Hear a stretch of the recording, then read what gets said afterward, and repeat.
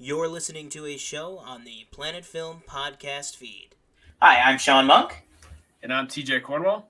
And this is the Planet Film Podcast. Excellent!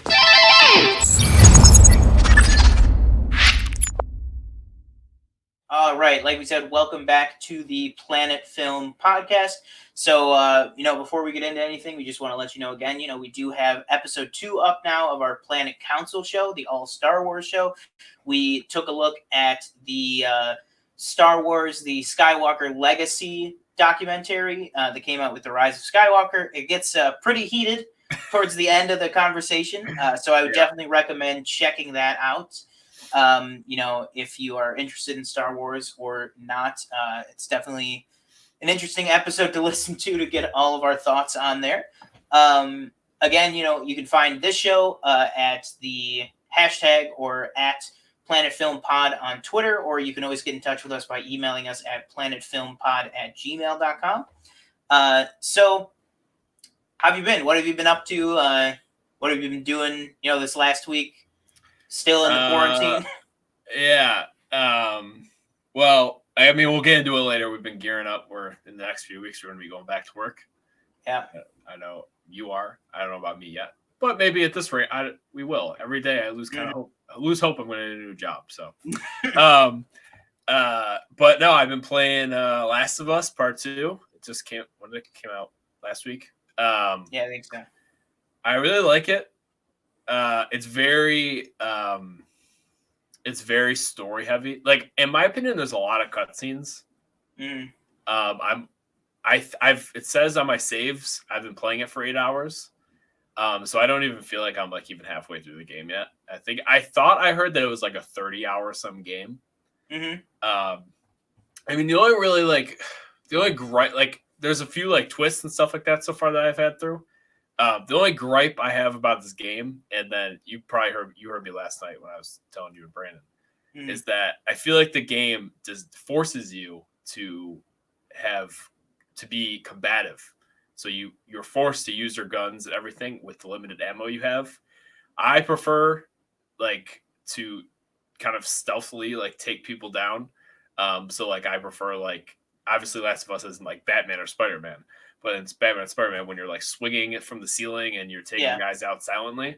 I like that kind of combat. Yeah, like the silent takedown. Yeah, right? Yeah. I mean, so there's like an option for that, but you really have to like there's times where if you like when I'm streaming it and I'm like slowly going up and then they turn around. I'm like, I'm not even making any noise. Yeah, and that's like that's for those who don't know, in addition to the podcast, me and TJ both stream on Twitch. And I have been I've started the first Last of Us, and now I'm also streaming through the Battlefront 2 campaign. And both of those games have like the silent takedown things. Yeah. Like the Battlefront one is super similar to the Spider-Man and Arkham one, where you crouch, sneak up, and then you do like the chokehold, like bring them down. But also in the first Last of Us, I'm about 2, maybe 3 hours into that game. Yeah. And that's a big mechanic. Is the listening and sneaking up and stuff. So I'm surprised that they changed that up in this. I mean, it might be just me. I don't know. When I played the first one, it was probably like a year or two. It was definitely more than a year ago. It was probably 2 or 3 years ago. Because I played it when it was remastered on PS4. But like, yeah, it's just like you can hide and stuff like that. And obviously, when they get closer to you, like you're gonna get got. Like they're gonna see you. Yeah. But as soon as you take somebody down, I always feel like there's no time because there's so many enemies. There's no time to go run and hide after that. Like you're immediately caught, and it's like, okay, well now I have to get into a gunfight with, I got like 10 bullets in my pistol and 10 bullets in my, shotgun or 5, and then that's all I have. And then if I don't kill everybody in that time, well, I'm screwed. And I have to go melee. And sometimes melee is like they have a weapon. Enemies have a weapon, so like a crossbar. And if you try a crowbar, if you try to attack them, they'll like shove you off. And I'm like, okay, now what? If I can't get rid of their crowbar, then how am I supposed to attack them? But overall, I think it's so far it's like a good game.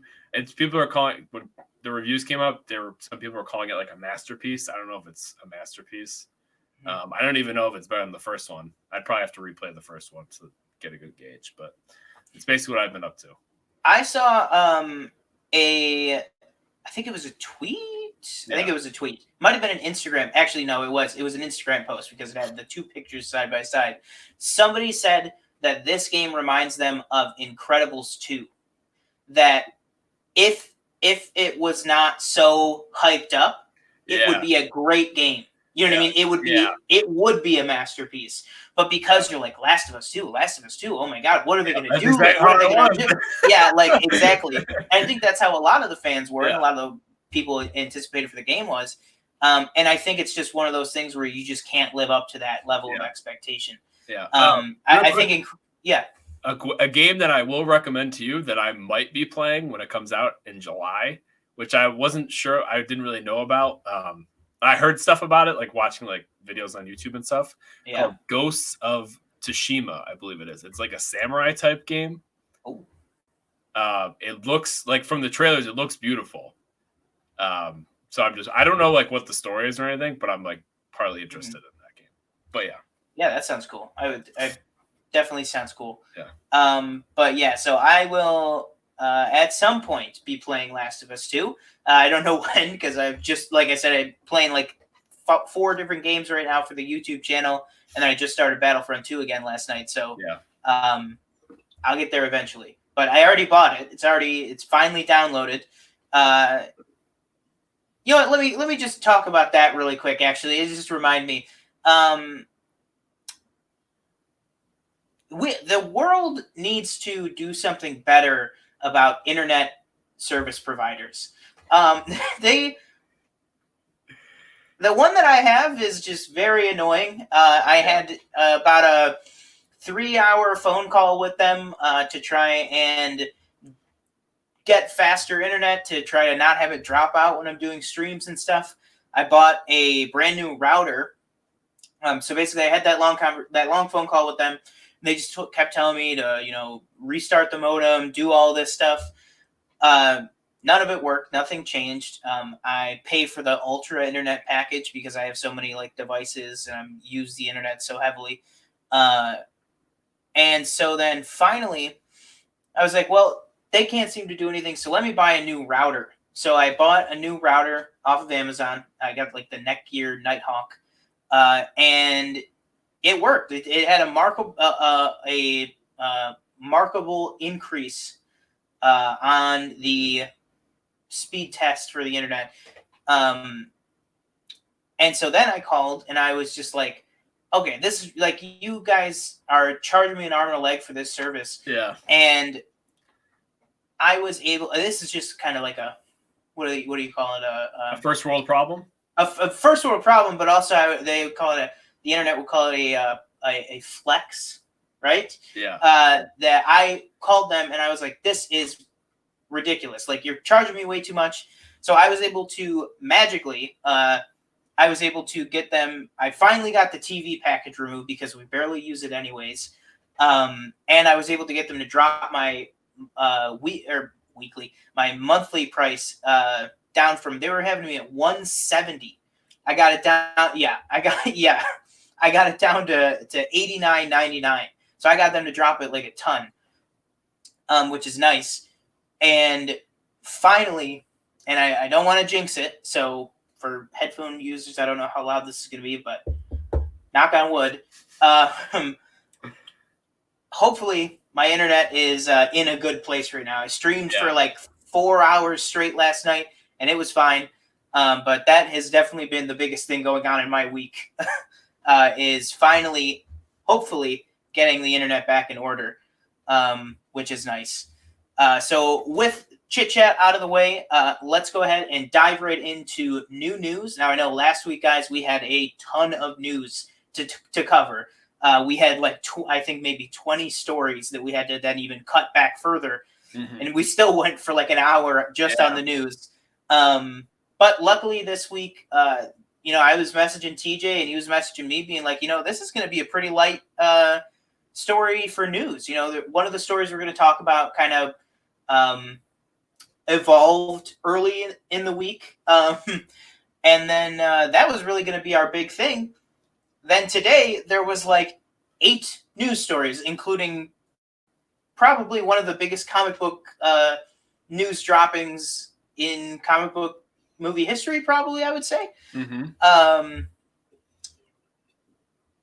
But we do have, unfortunately, also something that came out today and something that came out a few days ago. So we did have 2, I would say monumental, 2 very big deaths, unfortunately, in the Hollywood community, in the Hollywood sphere. First one was just today. Reports just came out, a few hours ago, that Joel Schumacher has passed away at the age of 80 due to cancer. I'm not sure what form of cancer it was, but cancer in any form. I definitely know people that have had it. I'm sure you do too. Yeah. Obviously it's awful, terrible. It said, it was a relatively brief battle with it. Sounds like it was just over like the last year or so. Okay. That he had it. But he was 80. Again, we talked about this last week with Dennis O'Neil, that these days, especially in Hollywood, when you see people like in their 80s and like 70s passing away, you're like, these people, and obviously some people don't want to work, like. Yeah, something we might talk about later. Jack Nicholson, he's still Jack Nicholson, and I would say like Gene Hackman too. They retired. They were like, you know what, I'm just going to live out the rest of my years, not doing anything. But you have Joel Schumacher and the other person we're going to talk about, who are such prolific people in Hollywood. That just worked so consistently. Not so much in the last couple of years, but you wonder if they had maybe. Like if Joel Schumacher had like one more stellar, directing performance in the tank, or something like that. And you take a look at his filmography, which I just have it up here right now. And the one thing that, and I was talking to Rachel earlier about this, who we work with at our job. And the one word that I brought up with her when I was talking about Joel Schumacher's career the 2 words is consistent and versatile. Okay. I mean, you look at this guy's career. Yeah. I mean, you start off with things like St. Elmo's Fire, which is a beloved, in that John Hughes 80s vein of movies. Then The Lost Boys, which is another huge classic that, people, remember as like that was their big childhood movie. You know what I mean? It's The Lost Boys. Then you go into stuff, then you get into Flatliners, which is another, cult classic from the 80s. And then obviously you get into the heavy hitters once you get into the 1990s, which you get into Batman Forever, showing Val Kilmer's first role, or first go at the Batman role. Well, I should say first and only. You cannot underestimate the directing job on the Seal Kiss from a Rose music video that Joel Schumacher did to tie into Batman Forever. One of the best songs of all time. Then you have A Time to Kill, which, is a big movie that a lot of people like, with, Matthew McConaughey, Sandra Bullock. And then you get into Batman and Robin, say what you will about his Batman movies. Yeah. I'm sure we're going to talk about that later on. We have a Batman heavy show today. Batman is definitely the theme, as well as obviously then our review, which we will get to. We're going to be reviewing Bill and Ted's Excellent Adventure, so stick around for that. And then, you get into stuff like Phone Booth with Colin Farrell, which is a big hit. And then Number 23 with Jim Carrey, one of his darker films. And then also, he has a very widely regarded, one of the better film interpretations of the Phantom of the Opera. People think of that as the quintessential Phantom movie. Obviously, on stage, there's tons of different versions, but this is the movie, the one with Patrick Wilson, Emmy Rossum, and Gerard Butler. Definitely, helped catapult some of their careers forward, as well as just being a good movie as a whole. And then that's really where it kind of drops off from there, because then, he gets up into his later years. He kind of takes that route where he decides, to kind of slow down his output and stuff. He Yeah. winds up doing the last two credits here are two episodes of House of Cards, which, their rating on here look pretty good. I watched that show. I know you did too, but there's just so many episodes. It's like it's hard to pinpoint, especially when the episode is called Chapter 6. Like, it's very, very memorable. But I'm sure in those earlier seasons there wasn't really a weak episode among them. So definitely good there with the quality of that. It's just definitely something that you don't really see directors, when you think of like Steven Spielberg or Tarantino, like directors get hired because of their specific style. And it's like Joel Schumacher, definitely when you look at the Batman movies, had a sense of style. But he was also somebody that was able to tone that down and just output, whatever the studio or the writer or whatever the vision was for that movie, he was able to do that. And, that's just not something you see all the time. So either way, definitely a huge loss with Joel Schumacher. It's one of those that, like, you don't really, when you hear that name, you don't really think that he was that old. You don't really think that, but a sad loss, nonetheless. We definitely will be talking more about some of his films a little bit later. Even though, like, I haven't seen like the only movies that he's made that I've seen are the Batmans, but his name is always like as soon as they say that name, like, I know who they're talking about. Like, I'm never like, exactly, who is that director? Yeah, it's something that no matter what kind of a film fan you are, or even if you aren't a film fan, you probably at some point have seen one of his movies. Even if you don't know it, and you might even love one of his movies and you don't even know. You know what I mean? Like, it's just he's got such a wide range. Like, I know I was telling you when my mom first heard the news, her first reaction was, "Oh my God, like, I love St. Elmo's Fire." Like, that was like her quintessential Joel Schumacher movie. And my sister's a big fan of the Phantom of the Opera. So it's a lot of different people kind of taking that loss right now. And then another loss, unfortunately, we had earlier in the week was Ian Holm, the legendary actor of both stage and screen, passed away at the age of 88. Now, obviously, first thing you have to talk about is his portrayal of Bilbo Baggins in the Lord of the Rings films, as well as reprising it 10 years later in the Hobbit films.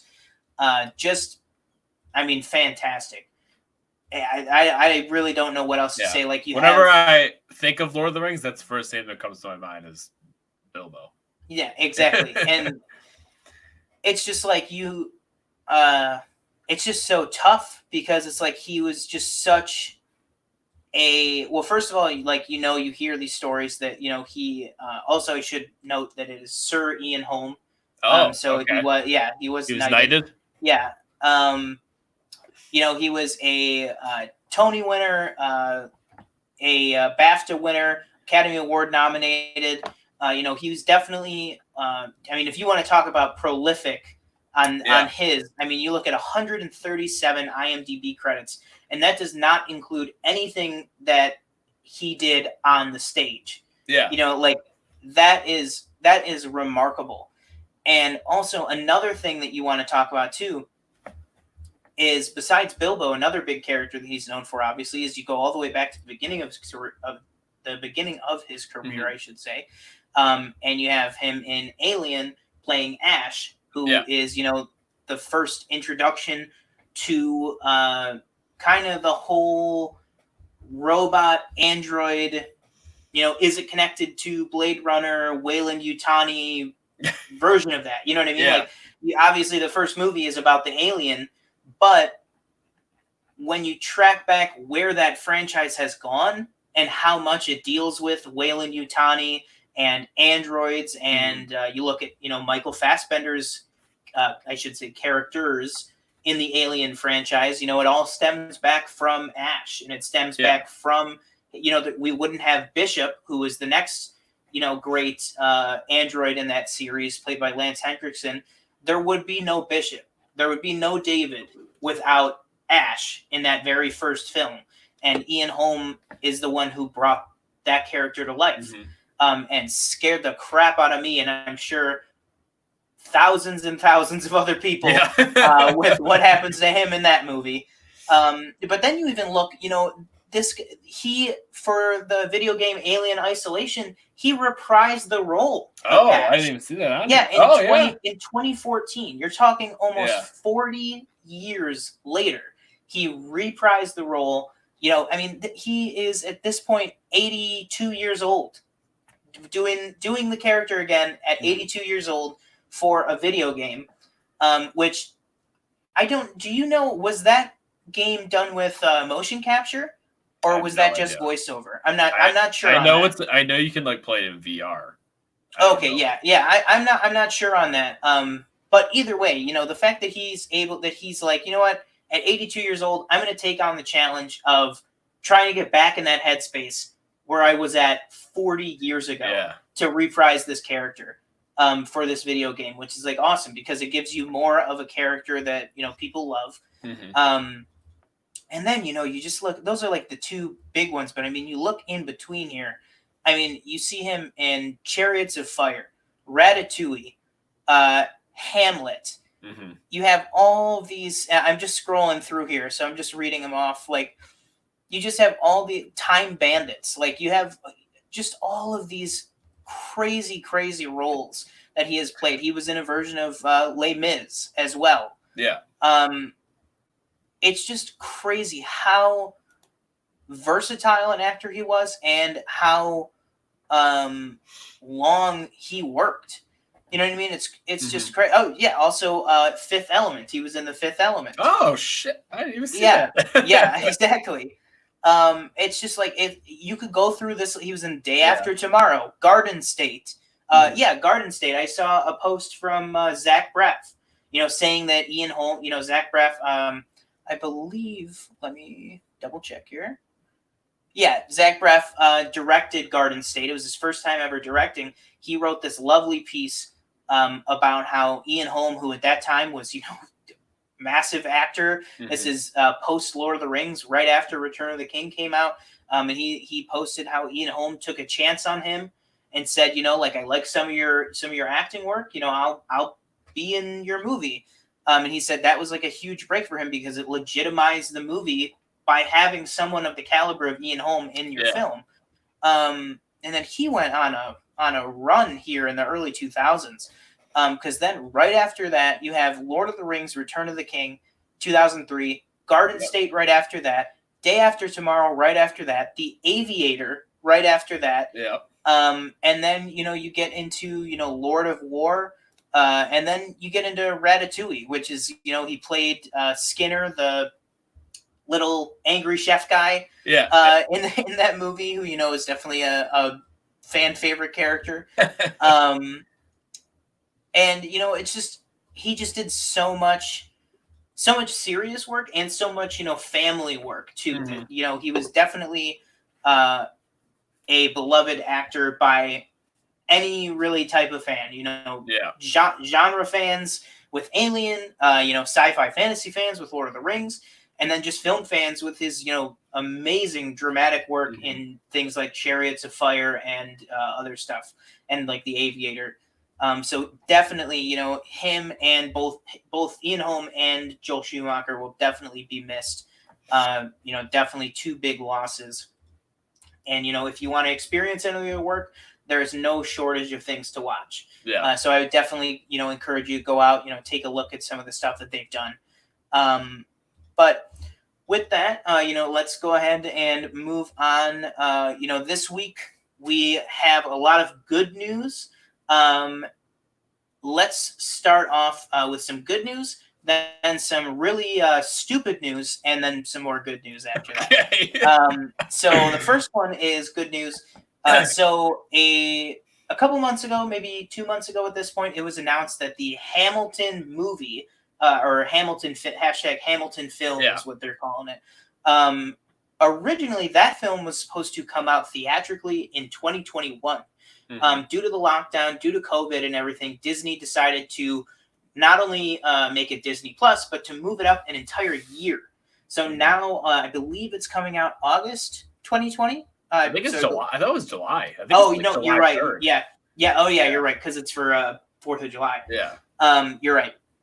So it's now coming out in July 2020. So they moved it up a whole year and put it on Disney Plus, so it's accessible to anyone and everyone that wants to see it. But one of the criticisms, or not criticisms, but maybe worries, I would say, one of the worries of fans of the show was that the show swears. It swears not a ton, but I would say impactfully. So like Yeah. it's a couple big moments that the F word, saying it really packs a punch, really lends itself to the story. And people were worried because it was going on Disney Plus that would not be in there, and it would kind of take away from the punch of some of those moments. They were worried that Disney would have to kind of like sanitize it a little bit. But Lin-Manuel Miranda himself took to Twitter today to clear it up. He said, "Just so you guys know, I know some of you are worried about it." He said Disney Plus will give a fuck.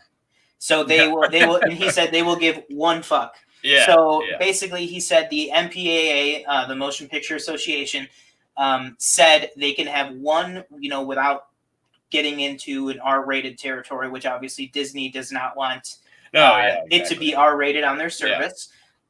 Which makes sense. We've talked many times about how Disney Plus is family oriented. And so he said flat out, he said, these are the 3 lines that have the F word in it, where it's going to be muted out of this line and muted out of this line. And this is the one that it'll stay in. I don't have the exact lines in front of me right now. But, I think on Lynn's part, definitely great. It's really the only thing that was holding people back from being head over heels for this news.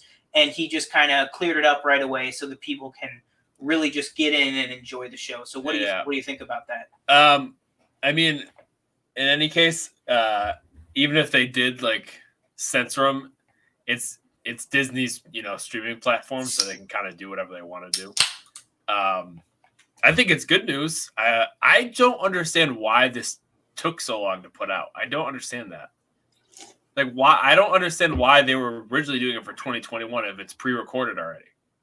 I think the trouble was, yes, it's pre-recorded, but think about it. You're pre-recording a live performance. That's a lot of post-audio work and a lot of editing and stuff to get the right shots. Clearly, it did not take that long to put it in 2021. But I believe this was because it was a recording when Lynn had the long hair, and I believe the original cast. The original cast and everything. So it had to be, not too long ago, but it had to be a good amount ago. I would have to guess probably before Mary Poppins went into production. Oh yeah. So it's they've probably just been sitting on it for a couple of years, and then we're like, you know what? With the lockdown and everything, how fast can we get this thing out? Let's throw some more people on it, really get it going, get it going a little bit faster. But that's probably my guess. Is just it's a lot of post work that had to be done on it, especially on the audio side. I'm sure they'd want to put out especially with the audio end of it. I'm sure they want to put out the absolute best sounding production that they can. I'm excited for it. I've seen it live once. You have seen it live? Yeah, I saw it at Shays. Oh, okay, yeah. I really liked it. I like the soundtrack. I'm interested to see just the original cast. The cast I saw was good, obviously, but I'm just curious. Yeah, so when it came to Shays, I remember this news was already out that there was going to be a film. Because my mother was like, "Oh, do you want to try and get tickets?" And I was like, "No, I'm gonna wait because I don't want to see anything of it until I see it in this film version." Because I was like, I just want to see it that way. That way I can. I don't know. It was just kind of one of those weird things that I was just like, you know what? No, I'm just gonna watch it. That's what it was. I was like, I want to watch it with the original cast because everybody says that's the best way to watch it. I don't want my first version to be without Lin-Manuel Miranda. Yeah. Because he really, like, honestly, if I'm being honest with myself and the viewers or listeners, I think the first thing I ever saw Lin-Manuel Miranda in was his cameo on Curb Your Enthusiasm season 9. Oh yeah.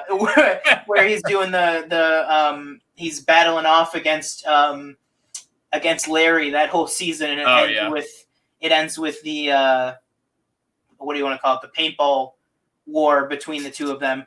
I think that was honestly the first thing I ever saw him in, and then obviously, I don't know if I've ever talked about it on this show, but Mary Poppins Returns is one I think is a fantastic movie. It's one of my favorite outputs from Disney live action in the past 15 years.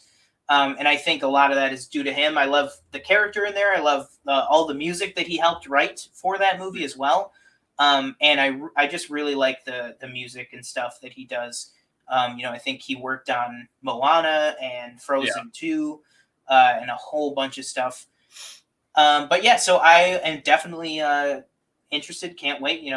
Actually, at this point, it would be 2 weeks from now. Yeah, it's going to be coming out. It's pretty soon. So I will definitely be watching that. Okay, so let's go ahead and get into this. Is the story that I was talking about that was originally going to be really our only big news, and then all of a sudden today, we had that big influx of news, which is earlier in the week there was and we just want to disclose, we've talked about it before. Both TJ and myself are employees at AMC Theaters. So we do work for AMC. So hopefully nothing happens with us talking about this. I don't think it will, but just to be honest with you guys, we do work for the company. But AMC earlier this week, after Regal announced that it would be reopening theaters, I believe Regal said July 17th. Yeah. News started to come out that AMC will be reopening on July 15th. Now, very quickly after that news, people started reading their policies and their reopening strategies and realized that they will not be requiring masks.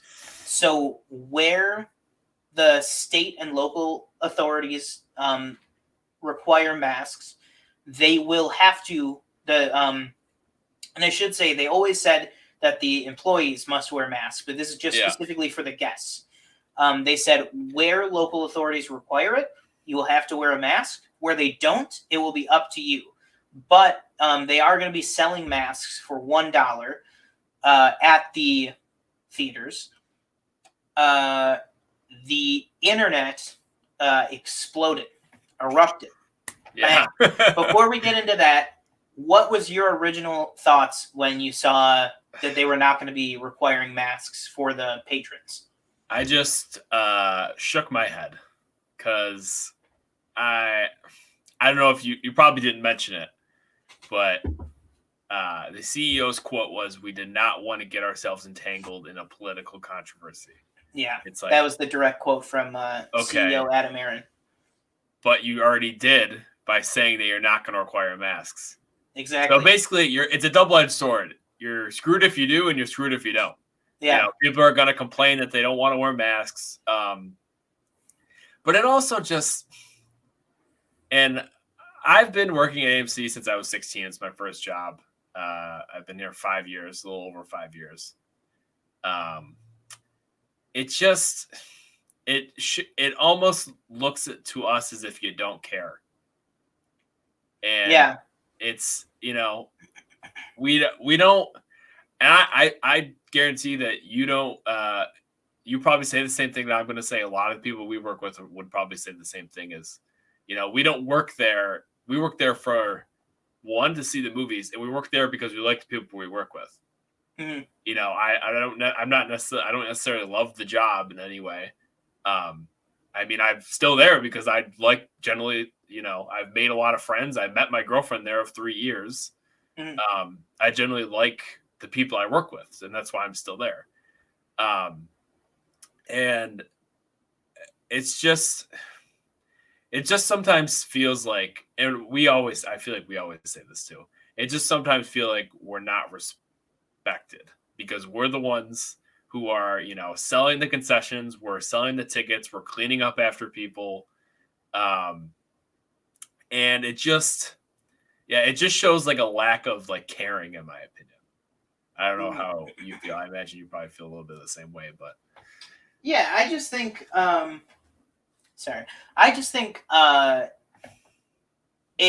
it just shows. I don't know. I think it's just I would say it's disappointing. Yeah. That you have something like that, especially the words that were used, with AMC saying, we don't want to get into a political controversy. Yeah. And sometimes obviously it's hard to know obviously what's going to happen, how the internet is going to react, how the world's going to react to anything and everything that you say. But I mean, even just saying that, just saying we don't want to get into a political controversy is politically controversial. Yeah. You know what I mean? Especially for a company that large, when the whole world for months has had its eyes glued to the movie theater industry to see what is going to happen. What's going to happen, exactly. And I think it goes to show you what the difference is. Is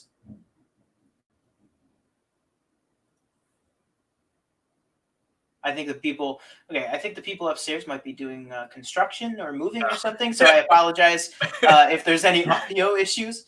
I think what it shows you is the difference is AMC puts out the statement, or I shouldn't say AMC. It was a quote from CEO Adam Aron that said, "We do not want to get ourselves involved with a political controversy." The difference is Regal 2 days earlier announced that their plans to reopen, and also did not require masks. But because of that additional statement from Adam Aron, it blew up on AMC. Regal had the exact same policy, but nobody was talking about that because Regal just kind of like did it quietly. You know what I mean? Like, Regal's also not the biggest, theater chain in the world. Theater company in the world. With the AMC stateside, is humongous. They also have the Odeon theaters and more internationally and in Europe. The Odeon theaters were some of the first to close in Italy when, Italy had the virus so bad. You were seeing the awful numbers coming out of Italy. So that was AMC had to make the choice to start closing some of the European theaters the earliest. So then the internet lost its mind. And the AMC corporate decided to reverse its ruling and has decided to make it absolutely mandatory that at all theaters nationwide, masks for both patrons and employees will be absolutely required. And after they reversed their decision on that, then very quietly, Regal and Cinemark and other big theater chains did follow suit, and they're now making masks mandatory. So, as two theater employees, it's definitely a plus for us knowing that, even for the, obviously we only work at one theater, but knowing that the we know how theaters work and how close everyone is, even if it might not feel like it. I remember even back when we were still open and, Governor Cuomo was lowering the occupancy. That works in the theaters, but you don't really think, okay, that's great. You're limiting a theater going from 150 people to 40 people, but you don't really think, okay, but what happens if all 40 of those people come in at the same time as another 40 people? Now you still have 80 people. You still have 80 people in the lobby. Exactly. And I feel like that's something that maybe they just weren't thinking about, or people don't really think about that often. And I think it's a sigh of relief for, me and TJ knowing that nationwide, if there's those situations where, you can have 80 people in the lobby at the same time because they're only limiting the per theater capacity. that all those people will be wearing masks. And it's definitely a help. just to add on to the movie theater chain, Yeah. This was, I guess, June 19th. I just saw it on the latest movie news sidebar on Hollywood Reporter. Cineplex in Canada will not be requiring face masks. Oh boy! All right. Well, so I'm interested to see what happens with that. Obviously, there's no Cineplexes here in the United States, but I know they're like the biggest in Canada. I don't know if they're big in like Europe or anything. Yeah, I think they are because they're. I really hope I'm getting this right. I believe Cineplex is owned by Cineworld. Cineworld, it has a lot in Europe too. Yeah, that I saw was like I think they're on the verge of a deal, but it's complicated. So I don't think they have bought them yet. That's what it was. Yeah, I remember that. I feel like that news was like in the fall that they were going to be purchasing them, but I didn't know if it had gone through yet. Yeah, no, I think like a week or two ago it was like it's up for debate. It's still up in the air. Yeah. Well, that was if it was the fall, that's rough time to be in the theater buying business. Yeah. Because month later we all know what happened. All right, and we are back. So at the end of our last news segment, my power decided to go out. So if this episode is late, that is why. All right. So let's go ahead and get into it. Title of the episode today: big news breaking. Exclusive via The Wrap. We have a story that Michael Keaton is returning, or at least is in talks to return as Batman in The Flash for the DCEU. So, some more details on this have come out over the next over the past few hours, basically saying that, in effect, Michael Keaton will be replacing Ben Affleck as the character, so that will be basically technically like the same character, and this will canonize Batman and Batman Returns as canon in the DCEU. Okay. And that, what do you want to call it? What's his name? It just went out of my head. Robert Pattinson. His movies will be completely separate, kind of like Joker, just completely not the same at all, completely separate. I'm fine with. Which I'm fine with. The main headline to take out of it, well, I shouldn't say the main headline. The main headline is the headline that Michael Keaton, after quick math, 28 years, is returning to his Batman character. But the secondary thing to come out of this is, for the first time in a while, these few weeks and months have shown us that DC has a plan. That looks like they're finally not going to go the Marvel route where they're just trying to rush to get to these team movies. It looks like they're taking their time. Reports are saying that his Batman character will kind of portray like a linchpin of the universe, kind of like Nick Fury style, where he's more of like the mentor recruiter type. Because another thing that came with this report is that the next likely thing that we would see his Batman in, besides The Flash, would be the Batgirl film, which I think would be very interesting. So, I mean, what do you think? I lost my mind when I saw this news come out. I was driving and I damn near had to pull over almost. I was like, this is what? Yeah. So what are your thoughts? I mean, after 28 years, it's very possible that we will have, actually, by the time Flash comes out, actually, it'll be exactly 30 years. Because it'd be 2022. So exactly 30 years later, we might be seeing Michael Keaton back as Batman. What are your thoughts? What do you think? What do you think's going to happen? I think it's a pretty cool idea. I'm also like, at the same time, I'm wondering like, is Ezra Miller even going to be in the movie? Like, is he still playing Flash, or is he? Yeah, exactly. Because he tried to like write it, and then the previous director, right? Because they switched directors, was like, I want to go this route. Like 4 directors, yeah. Yeah. I think it's a cool idea. So let me I'm going to ask you and see if I understand this correctly. So he's coming back to play. So he's going to play Affleck's Batman? Basically, a fan theory that's been there for years, Okay. because Batman v Superman, I've been doing this for 25 years or whatever. It's like, oh, that kind of perfectly lines up to make him Michael Keaton's Batman. Yeah. So basically, in shorter terms, it's probably going to be more nuanced than that. But in shorter terms, they have basically just made it so that Affleck's Batman and Keaton's Batman are the same character. Same person? Okay. Yeah. So basically, see, it's crazy though, because then that means that every single Batman movie besides the Dark Knight trilogy has been the same character. Yeah. Because Kilmer and Clooney are the Michael Keaton Batman. Yeah. And so now they're just basically saying, hey, the Affleck one was too. Yeah. And now we're bringing back Michael Keaton to finish it off, basically. Yeah. Which is crazy. I don't think I mean, obviously it's like still a Flash movie, so I don't think he'll have that big of like a role. But it'll be like a nice, like, cool cameo and stuff like that. I feel like I heard about like this being a rumor like last year.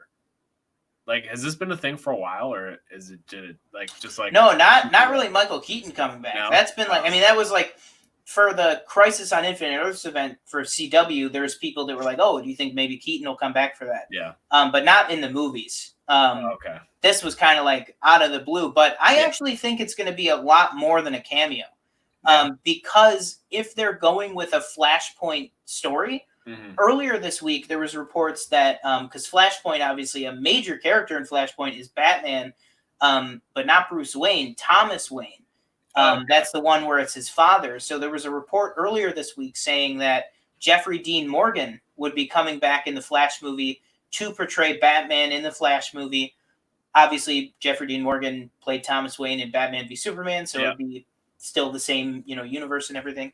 Now they're saying this basically replaces that rumor. So somebody tweeted out that the Thomas Wayne Batman hasn't been in the script for years.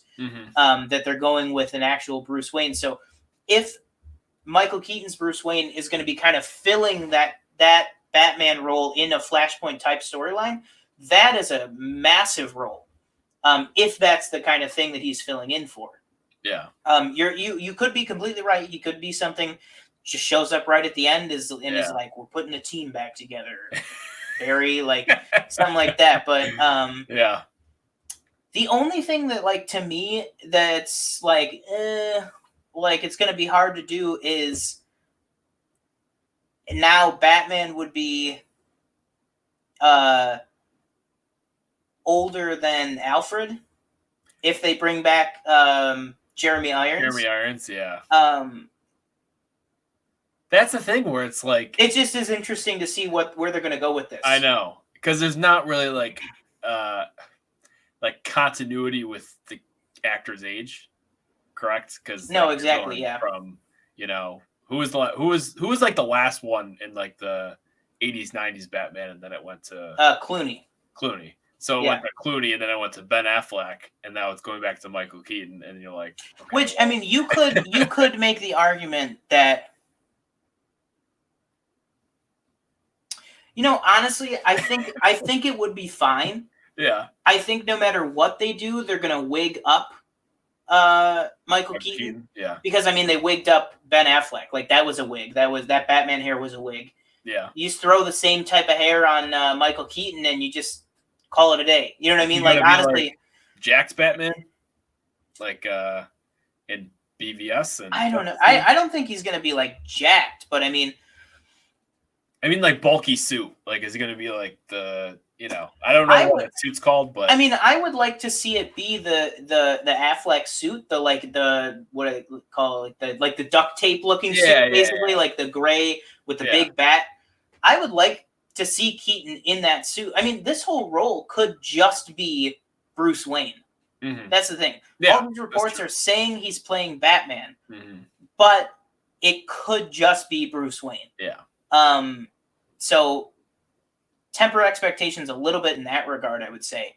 But I would say my ideal situation is to maybe, if he's going to play a Nick Fury type role, have him pop up in Flash. Have him pop up in Wonder Woman 84, maybe. Oh, that's quick post credit. Yeah. Quick post credit. That would be crazy. Have him pop up in Shazam 2. All the movies that we have coming up. Have him pop up in all these movies as Bruce, and then finally have him suit up in like Justice League 2. You know what I mean? Like have him finally come back in Justice League 2, and just do like just have the same type of suit, but obviously he's just going to be a thinner Batman. You know what I mean? Like, let's see here. Hang on, I want to get Michael Keaton's age. Yeah, so he's 68 years old. Is he really? That's older than I thought. Let's see here. He doesn't look that old. Okay, so what did I just say? 68 or 63? Yeah. Okay, 68. Yeah, so George Clooney is 59. So, like, the age was never really there in the first place. You know what I mean? Like, the age continuity was kind of thrown out the window as soon as they recast. Yeah. I don't know. I just think whatever happens, this is going to be awesome. Yeah, I mean, also with this movie, you have to figure it's like a few years away because do they even have like a finished script? I think the script is as finished now as it has been. Oh. Like, I think you're absolutely right in that they have rewritten and reworked the script like multiple times. Yeah. But I think the script they're on right now is probably going to turn into the final movie. The final one. Yeah, like I think with the Flash movie, we're finally out of the meme territory of like, is this movie ever going to get made? Like, I think we now have the only thing is, Ezra, what's going to happen with that, with the video and everything. Who knows? But I think we're as close to this getting made as possible, and I think it's amazing that we're going to have Keaton in there. And later on in the show, after our review, we are going to be ranking all of the movie Batman. So this is theatrically released actors that have played Batman in theaters. So we're going to be ranking those later on in the show for some more Batman talk. Like we said earlier, heavy Batman episode. Lots of Batman to go over. All right. Next story here is going to be that Cobra Kai finds a new dojo in Netflix. So season 1 and 2 of Cobra Kai were kind of the hallmark, the cornerstone show of YouTube, what used to be called YouTube Red, now called YouTube Premium. YouTube Premium's kind of trying to move away from scripted content, stuff like that. So the third and maybe final, I think it was third and final at YouTube, but now maybe there's more life to be had. The third season of Cobra Kai was already filmed in the can, but they were going to scrap it. It was canceled. Yeah, I know. It was canceled by YouTube. Yeah.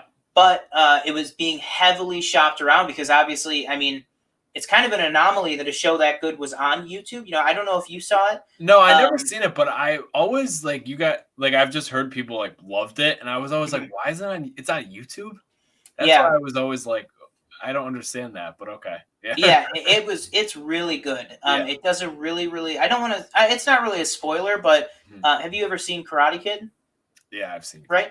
Okay. Yeah. So it basically it flips it. It makes Daniel LaRusso the bad guy, basically. Oh, okay. Yeah, so it follows oh my god, I'm forgetting his name, and I met the guy. Billy Zabka. It follows his character, who is, just trying to like live his life, and he meets a Daniel LaRusso type kid. He trains him up, reopens Cobra Kai, and I won't go into spoilers, but kind of has a hard time reconciling with the type of person he was back then. Oh, okay. And that's all I'll say with that. Very interesting thing happens at the end of the first season that kind of turns everything on its head. But basically the main thing is it makes Ralph Macchio and, Daniel LaRusso an asshole and kind of the villain of the series, which I think is very good. I think that's a big reason why it's so good, is because it really kind of flips it on its head there. But yeah, I mean, obviously, fantastic news. Picked up by Netflix of all places. So they're really pushing the originals. I mean, it's I don't know if could you call it a Netflix original? I mean, they called Clone Wars a Netflix original. True. and they did 6 episodes. Yeah. What's it called? So I think it'll definitely probably be referred to as a Netflix original from now on.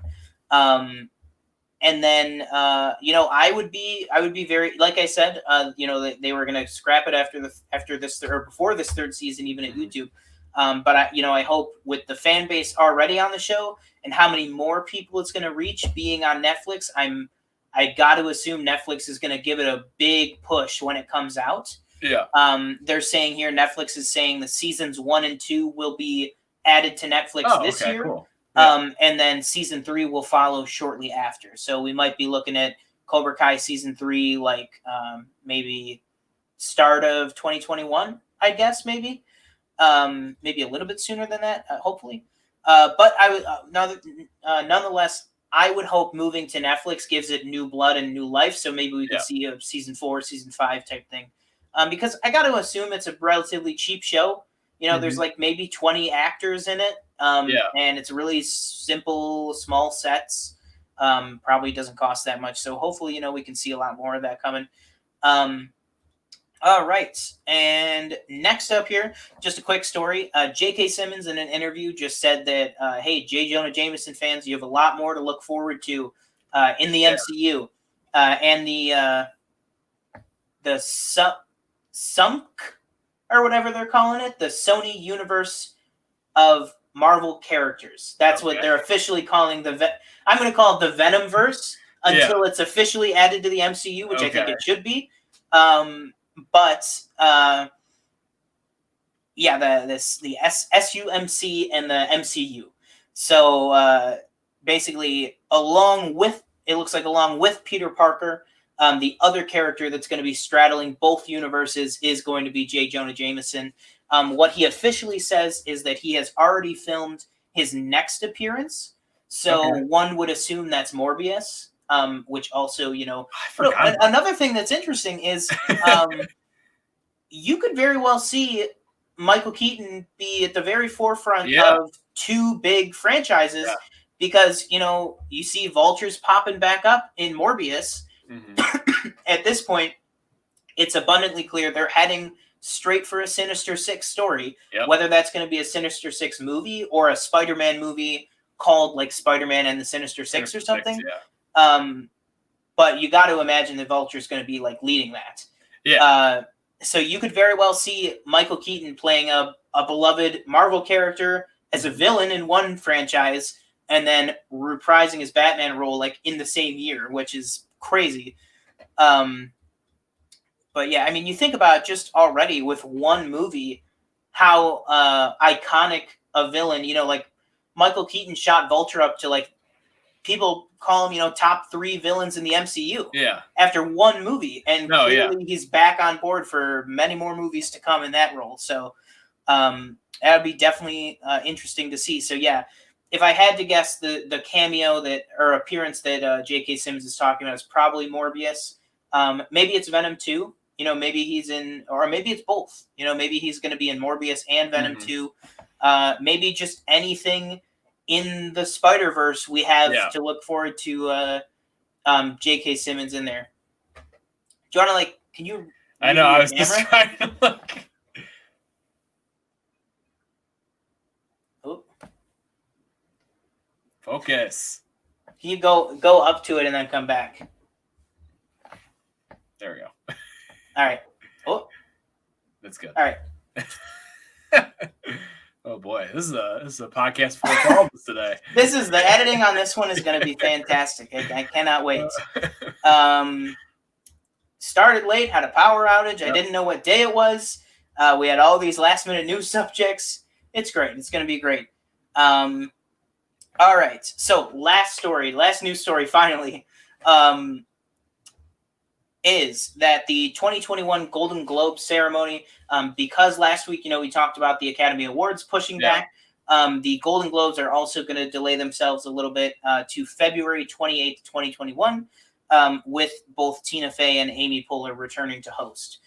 So do you have any thoughts on that? Do you think it's a good move? I think it's cool. I think did I watch last year? I forget. I might have watched like snippets because I thought they were good hosting because I think they did last year, right? If I'm correct, they hosted something. Yeah. Yes. I don't know. This is like their like 6th time hosting. Yeah. I can't even remember the ceremony from last year. Yeah. I mean, I don't necessarily like watch it. I mean, I probably will watch it, but yeah, I think it's a good move.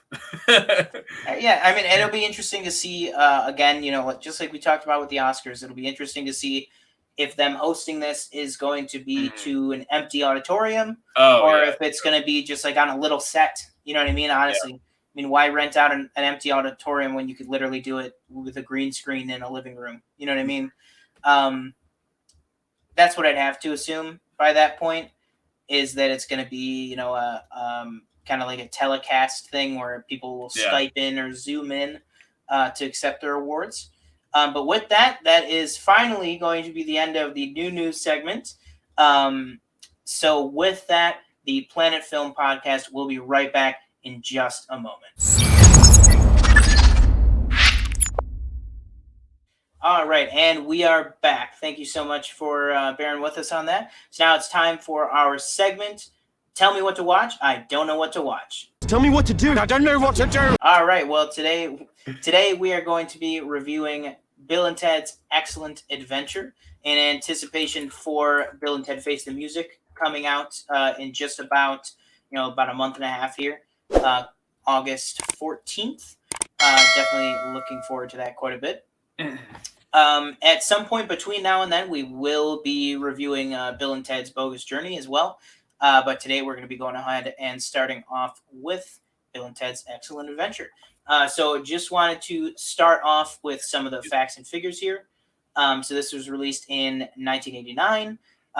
It had an estimated, it's not really available, the exact budget, but it's estimated that the budget was around $15 million.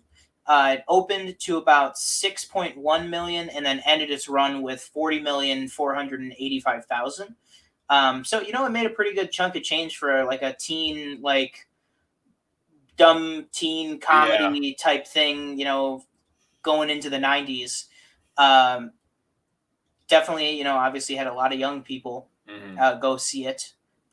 With Keanu Reeves off the back of movies like he had been in movies like Parenthood and stuff like that at that time. That was all around there. And then Alex Winter, coming out of relatively unknown. But I mean, just to start off, I mean, this movie is like iconic. If you hear anybody say like be excellent to each other or like party on dudes, like that whole thing, like that's all comes from this. It's such an iconic movie that just became iconic almost instantly. And especially obviously once it got the home release and repeat viewings and repeat showings and stuff like that all the time.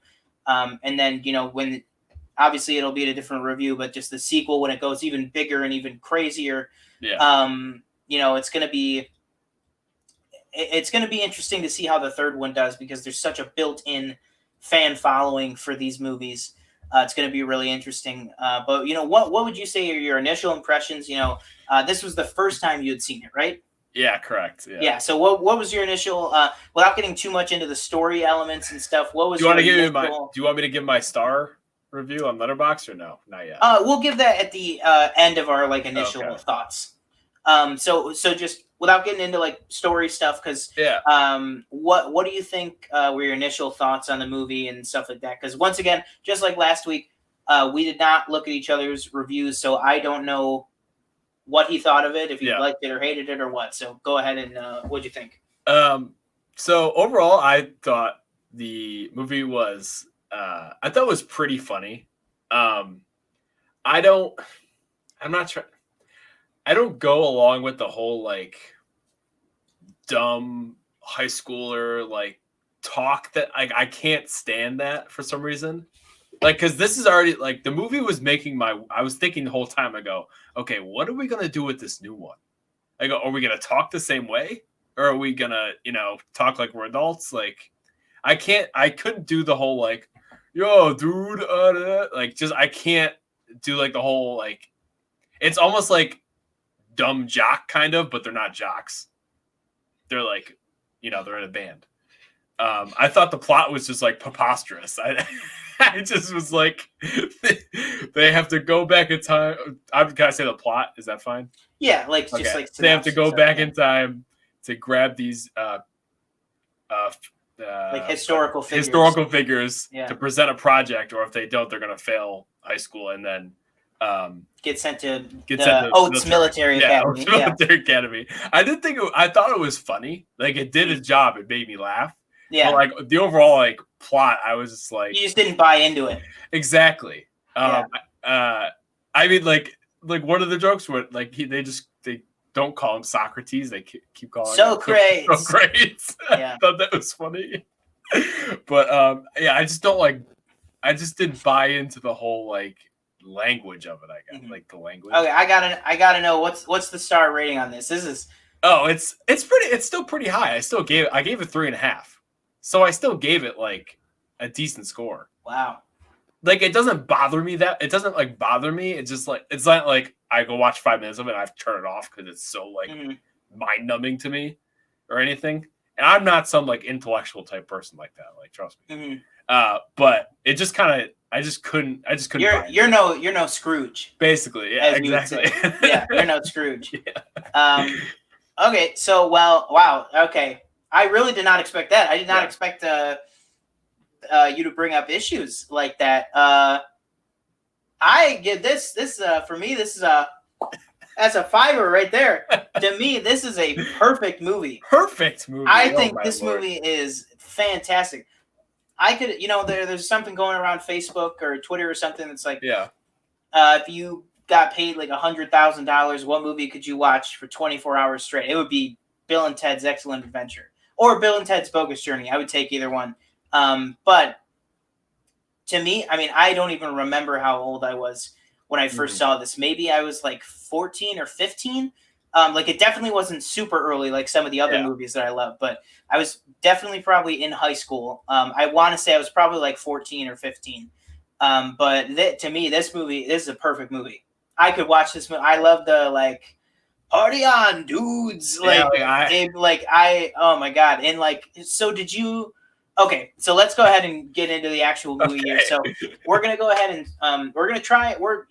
Each week, we're kind of workshopping and tooling the structure of the reviews. So we're gonna go ahead this week. We're gonna try and run through the movie point by point. Going through from start to end to see if that if you guys like that more, if that generates a more on track conversation. Yeah.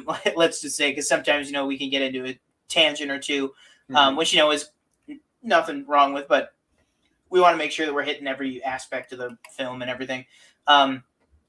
So we have the opening. They're in the garage jamming out. They sound like shit. They can't play for anything. Then we cut to school. They're in history class, not paying attention at all. They both get told by their teacher. Basically typical, dumb movie stuff of well, you've been bad all year, but this one project will make or break you. Will make or break your entire high school career. And that scene, like because the teacher calls on him, and obviously he doesn't know the answer. Yeah. And everybody laughs, and I'm just thinking to myself now. I go, okay, I can't tell if they're liked or if they're not liked. Because they're laughing at him or they're laughing with him, and I don't want to like skip too far ahead, but when they do the final presentation, they're laughing at them. It seems like. So really? Okay. Well, we'll talk about that later. Maybe not. Yeah, we'll get there. Okay, that's interesting. Okay, so you have obviously at this point you haven't seen the sequel yet, right? No, I haven't seen. Okay. Well, I would say there's nothing really in the sequel to there's nothing really in the sequel to let us know how they're looked at in high school. Yeah. Because the sequel is much bigger in scope. Okay. Much bigger. I know, like the plot. I think, like, yeah. Yeah. But there's nothing that really tells us that. But I took it as just like it's just kind of the whole school's just kind of like, oh, that Bill and Ted, like they're like they got 1 or 8 screws loose type of thing. But yeah, so like they get called on, and he's like, listen to me, you guys got to, at least learn your subjects, and they're all written on the whiteboard, and it's all the names of course, spoiler alert, it's all the names of the people that you're gonna meet along the movie. So then they go home. They're like, what are we gonna do, man? Like we gotta like I can't. My dad's gonna send me to Oates Military Academy. Like what? And so they're kind of talking about life, kind of trying to study, doing a horrible job at it.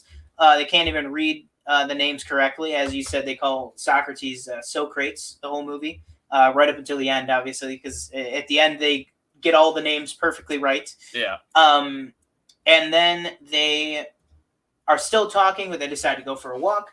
They end up at the Circle K, and then that is when the phone booth lands. Yeah. Obviously, poking fun at the TARDIS from Doctor Who, in the absolute best way possible. Yeah. And then steps out the legend himself, George Carlin, as Rufus. Who is a fantastic character. Lets them know that he is there to save their history report, and their minds are blown. Then another phone booth lands. It's them, and they say, you're in for a excellent adventure. Yeah. Which I think the words excellent adventure is said like maybe 30 times in this movie, by a ton of different characters. So what are your thoughts on that? What are your whole thoughts on, the Rufus arrival scene and explaining the time travel and meeting themselves? Yeah, I thought it was a cool scene. I do like the fact that they're meeting themselves, later in the movie, and then, later in the movie you see that exact scene like again. Yeah. I liked how it comes around like that. But yeah, overall I thought it was a good start. Like I thought, yeah. Like I don't have any problem. It's just how they talk. I think it's like just that's what gets to me is I can't just listen to that for some reason. That's crazy. This might be because you watched it a younger. I'm watching it now at 21. So maybe it does. Maybe if I was 10, 11 years old, it would have hit me different. Maybe or something like that. I don't know. I don't know. I'm gonna watch the sequel. I'm gonna watch. Yeah. Both sequels now. Yeah. Yeah. But yes, I'm waiting to watch the trailer for the third one until I watch the second one. I mean, it probably doesn't. Oh, you haven't watched the trailer? No, I watched okay, it. okay, yeah. Cool. Well, hey, you can look forward. We'll probably we'll do a trailer reaction for his first time watching the trailer. So you could definitely look forward to that.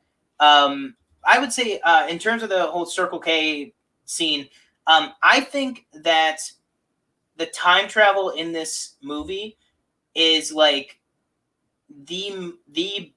best, most simple interpretation of time travel in any movie. Yeah, it's literally just, oh, this happened, so it happened. Yeah. That's it.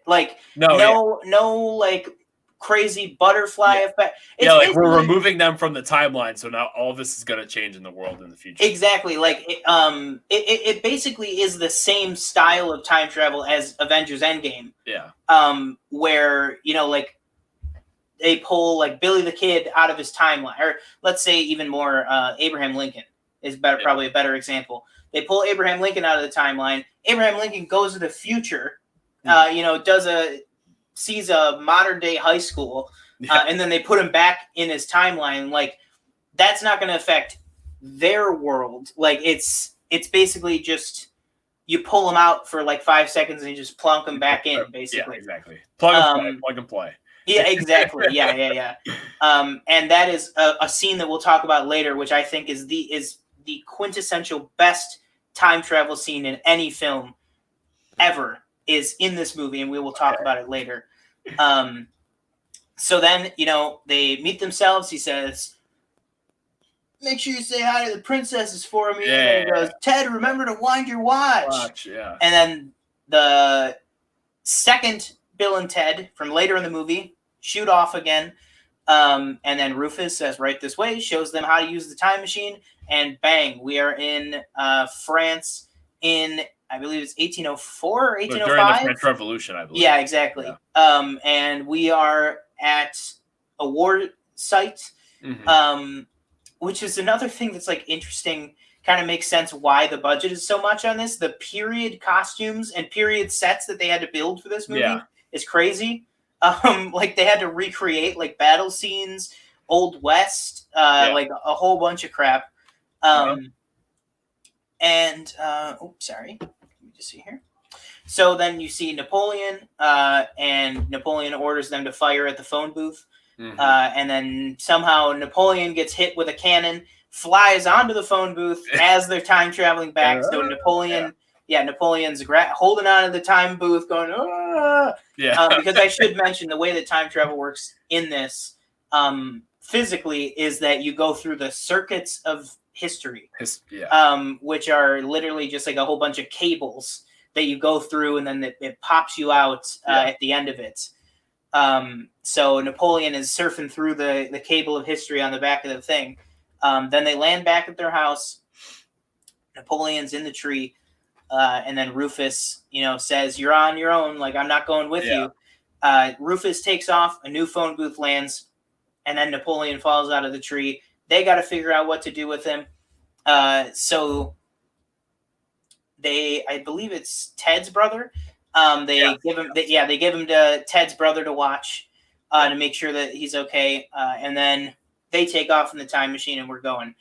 So now we're going to go ahead and just, go rapid fire through, just talk about each of these little vignettes as they come. So the first one that they go to is the Old West with Billy the Kid. What do you think about that whole scene with Billy the Kid in the card game and like the Old West shootout and stuff? Yeah, I thought it was funny. I liked the Billy the Kid character. It's funny because after about, I want to say like, because Socrates is like Socrates is like the third one. You're talking like him now. I know the third. After Billy the Kid. Yeah. I told myself, I'm like, okay, how many more? I go, you only needed one each. You got 3 now. I was like, how many more do you need? Because I was like, well, the movie's like only half an hour in. Not even. I go, it's another hour. But no, and then he realized they're going for everybody. Yeah, the Billy the Kid scene is one that like escapes me.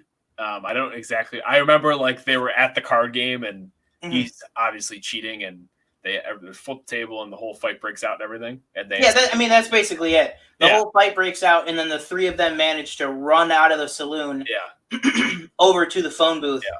And then they take off. I do think it's funny when they're in the phone booth and they take off and everybody's like, "Well, yeah, like what even like it's not even because it's a look of not even like how did they do that? It's a look of like what did I just see? Yeah, exactly. what was that? B, where'd they go? Like I just saw a UFO, but I don't know what a UFO is because I'm in. Exactly. Yeah, like.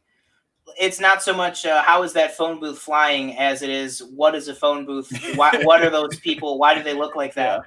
Yeah. So then after Billy the Kid, then we land in ancient Greece, right? Yeah. And then we're seeing Socrates or Socrates give a philosophical analysis of life, if you want to call it that, to an audience. And then they try to what does Bill say? He tries to philosophize with him.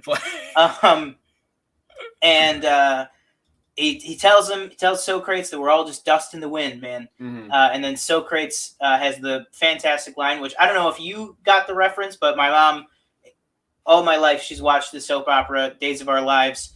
And the thing that they say at the start of every episode of Days of Our Lives is, like the sands through the hourglass, so are the days of our lives. And that's why Socrates says that, because he takes the we're all just dust in the wind, man. Yeah. And Socrates just goes like sands in the hourglass, so are the days of our lives. And that's like the Yeah. big, because obviously like that soap opera was huge in like Yeah. the 80s. Mhm. So that's like a great joke for a very specific amount of people. And then so after Socrates, they go to just find anyone historic, basically. So they end up in it's like maybe like 1600s England, I guess, or Yeah. like 1600s England, maybe before that, I don't know. Um, and they're just basically like a generic castle, and they tell Billy to stay at the phone booth and watch Socrates, make sure he doesn't run off and do Mhm. anything. And then that's when you meet the princesses, which future Ted told current Ted about, to say Yeah. hi to the princesses for me. There's a fight. Bill thinks that Ted is dead, so he tries Oh, to yeah. kill a knight, and then, spoiler, Ted's not dead. Yeah. Ted clubs the knight over the head. They're captured, and they are at the what is that? Not a guillotine, but a executioner, Execution. whatever it's called. Yeah, like a beheading, basically. Yeah. And they're about to be beheaded, and then somehow, some way, Well, the ex. Oh, I actually thought this was like I knew they were gonna come. I knew like somehow they're gonna save them. I did not expect them to be the people wielding the axes. yeah. That actually got me. I was like, oh, okay. I don't know how Yeah. you got there, but okay. So exactly. I don't know how they got there, but then the executioners lift up their axes, they slam it down, cutting the ropes, freeing Bill and Ted, and then you realize that the executioners are Socrates and Billy the whole time. Somehow. I have no idea how or why, but so they get out of there. And then for some reason they have the phone booth on top of a cart. Yeah. Yeah, and so like that, then they pull that around. They all jump out and escape, and then they're getting chased by this knight. They break off a piece of the roof, and it falls in front of the knight, so he can't chase them anymore. They break ahead, but then you start to see for the first time that there's something wrong with the time machine, that it's not letting them dial the numbers. And then they dial it again. Finally, it works, and they can take off to go to another time. And then now is time to basically catch up with San Dimas. So here we have Napoleon eating a whole bunch of ice cream. I thought this scene was funny. Oh yeah, the table. he got the Ziggy Piggy, Yeah. right? He Yeah. got the Ziggy Piggy ice cream award because he ate like it's like a huge pot of ice cream, and Napoleon downs it in one sitting. Those are the two characters I couldn't stand, though, were those ice cream workers. Couldn't stand Oh yeah. Like, shut up. They keep oinking and everything. I was like, please stop. If this is a restaurant I was eating at, I would leave. Yeah, you'd be like, no, we're good actually, and you said, and we will not be paying. Yeah, thank you. I would still pay, but and then so after that, then we go on kind of a quick like succession, just really short scenes of picking up the rest of the gang. So then they drop in and they steal Sigmund Freud. Beethoven's performing at a party. They nab him off the piano. They lure Genghis Khan in with a Twinkie. And then they tell Abe Lincoln that they're a candygram, and then they steal the president somehow. And then now it is completely apparent that the phone booth is over full. It's all fully stuffed, and it is totally apparent that the antenna is completely busted. So there's something wrong with the time machine. They get spit out in like caveman times, like prehistoric times. Yeah. And the only thing that they have is a bunch of chewing gum. So everybody chews up a bunch of gum. They get a whole wad of gum, stick the thing back together. The antenna is fixed finally. And then finally they go back to San Dimas. And then we cut back again to Napoleon bowling with Ted's brother. Yeah. He trying his best to bowl. And then for some reason, again, Ted's brother ditches Napoleon. They leave the bowling alley, and then Napoleon gets kicked out because he doesn't have any money. He doesn't really know what the guy is yelling at him for. Mm-hmm. All right. And then real quick. I think you missed. Oh wait, maybe that's later when they go to the planet. Oh, you're right. Yes, I did. That is one thing I had that is the one thing I had a problem with. Not the one thing, but one of the things that I was like, I just don't. I mean, it was when the antenna was broken, so I'm thinking I was like, oh, they probably just got spit out there because they couldn't like control where they were going. But I was like, that whole scene was just like pointless in my mind. I was like, they're just playing their music, but nobody says anything, if I recall correctly. Like the leaders of the planet don't say anything. Yeah. Like it's just like a chance for you to show that their music is part of this planet's culture, and then they. I think that's why. I mean, all right. I don't want to say that it drastically affects it, but I mean, I would say that kind of lends something to the sequel more so. Them seeing that because you spend some more time there with the future culture. Okay. Yeah. And then also in this movie, it just helps set up later on. Rufus tells them how important they're going to be, and he's like, I think you were there. You saw it. Yeah. So I do understand that. It didn't really do anything. Yeah. But I think it was just a way to kind of show. Also, I think it was maybe like a way to show, like, oh, time travel, like they can go to the future too. Like I think it was just because they had the actors and they had the set that day. Yeah, they don't have to just go back; they can go forward. Yeah, so, yeah. But like I said, I think that does more to lend help to the sequel, because the sequel is much more about their importance to that place and that culture and that music. But yeah, that happened right when like the antenna was broken. They showed up in the future. All right.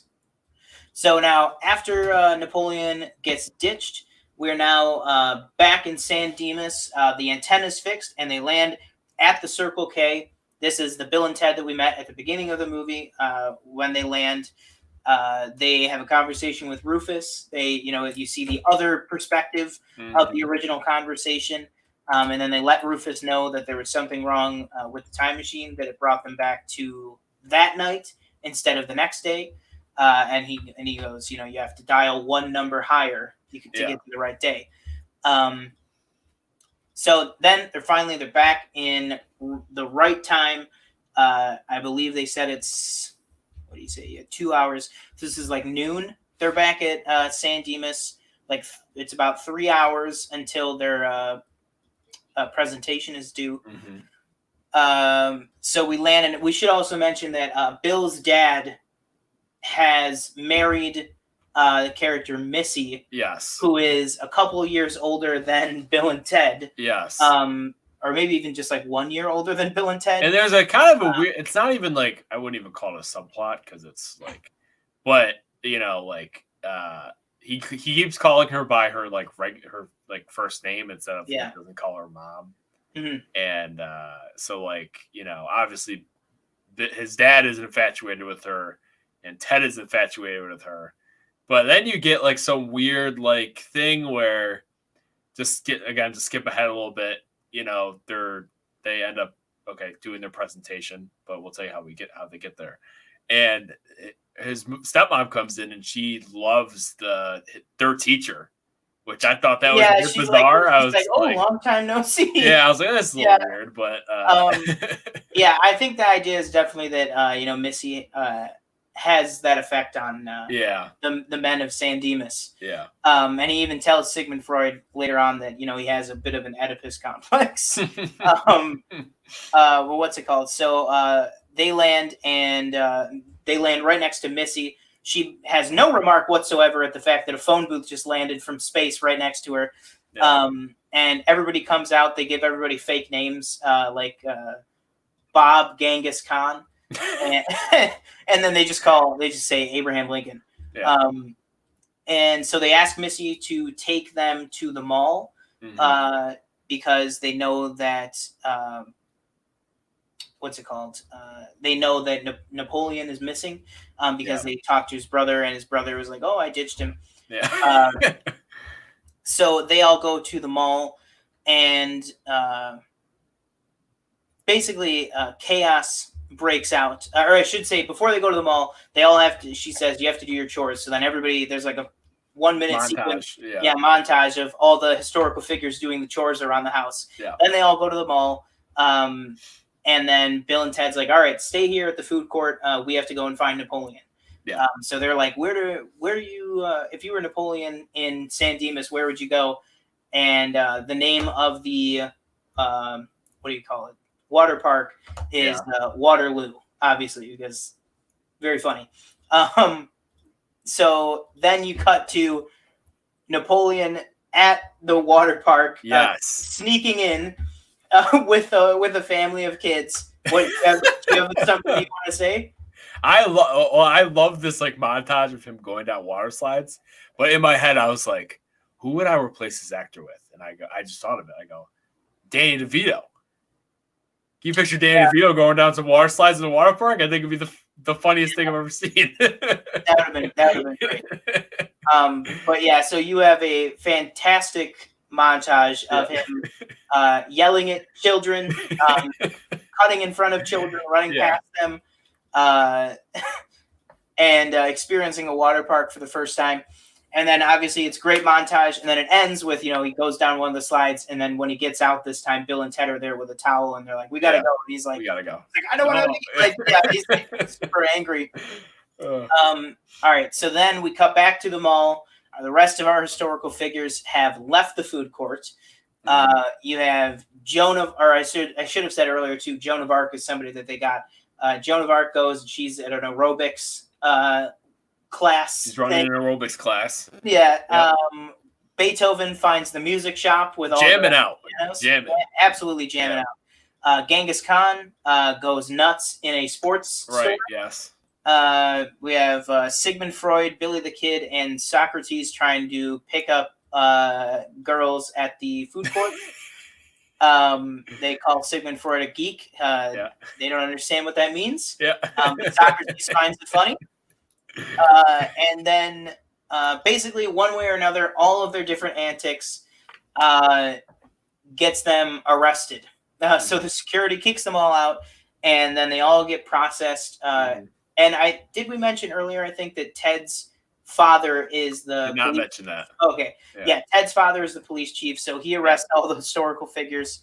Some really funny stuff at the precinct when they're like telling him, and Freud's like, I am Sigmund Freud. And he said, why do you keep saying that? And he says, why do you keep asking me if I'm not Sigmund Freud?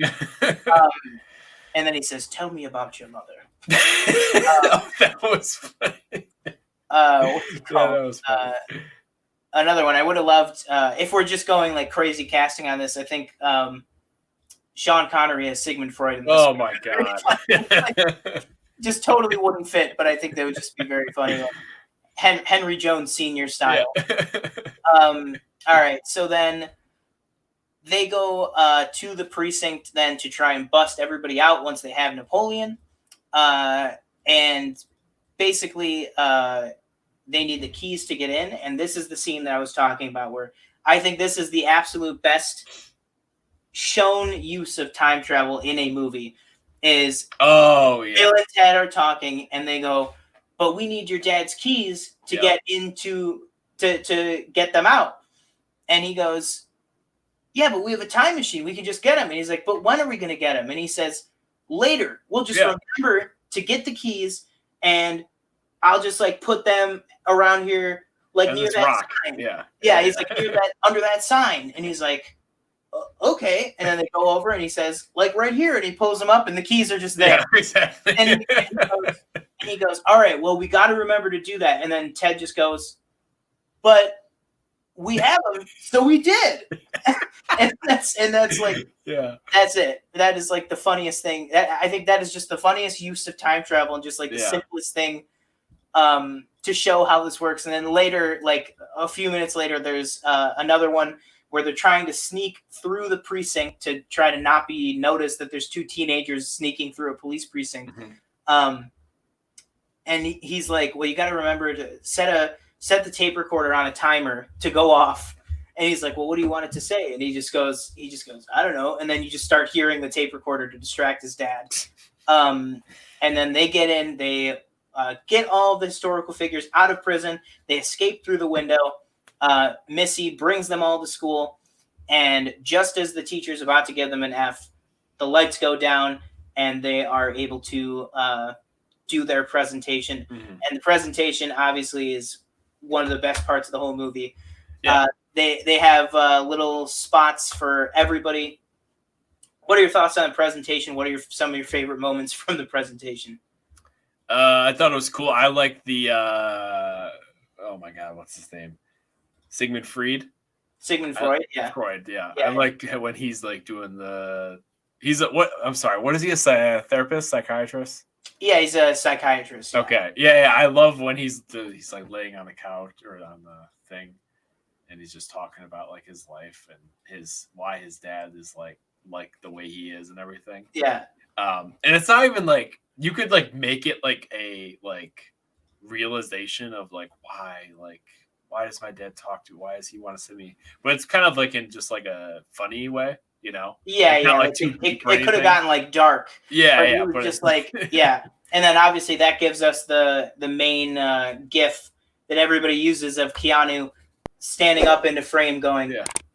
"Whoa," with his like hair all Yeah. out. And then you have the great scene with Abraham Lincoln making the speech, saying "Party on, dudes." The whole crowd cheers. They get an A on their project. Then we head back. Some amount of time has gone by. Mhm. We're back in the garage. They, Bill, or I should say, both of their dads also go see, and they see the project, and they see that their sons are actually doing their work and like have a good presentation and stuff. So they're not going to the military academy anymore. Then we cut back to the garage, just like at the beginning of the movie, and they're jamming out. Yeah. And then they're talking to each other about what they should do next. And Bill says, maybe we should finally get Eddie Van Halen to play with us. And then Ted more professionally says, maybe we should actually learn to play. Yeah. And he says, yeah, that's probably a good idea. Yeah. And then the time machine is back, and Rufus steps out with the princesses. Mm-hmm. So the princesses are now in San Dimas with them. He tells them that they are fated to align the planets and make universal contact possible, and complete peace with everyone in the universe. And it's all thanks to their music and them. Mm-hmm. And then that's when he goes, and I believe you were there. The future place with the music, that was because of you. And then Rufus asks to jam. There is a obvious stand-in playing guitar for George Carlin, as George Carlin goes like this in the frame. And then Bill and Ted start to play. They're awful. Rufus looks at camera and says, "They do get better." Cut to black. Bill and Ted's Excellent Adventure is over. What are your thoughts? What are some things that we haven't brought up? Favorite moments, least favorite moments? What else do you think? I feel like we covered everything. Yeah. All my favorite parts I basically talked about. I thought, like I said, I think there's it's funny. Yeah. I just like I said, I don't not like the movie. It's just the language. I don't like the way they talk. Well, that's just to me, I guess the only thing I would say is just that to me, that's crazy. That's to me at least, that's what it's all about. You know what I mean? That's to me, the whole essence of these movies is the way that they speak. I guess. I mean, who knows? I might in the second one, I might be oh, this is this makes it even better. I don't know. First one, I don't know. Yeah, it'll be interesting. So yeah, definitely look forward to the Bill and Ted's Bogus Journey review that we will be doing soon. Once again, my star rating for this, I set it at a 5 out of 5. TJ's at a, what was it? 3.5.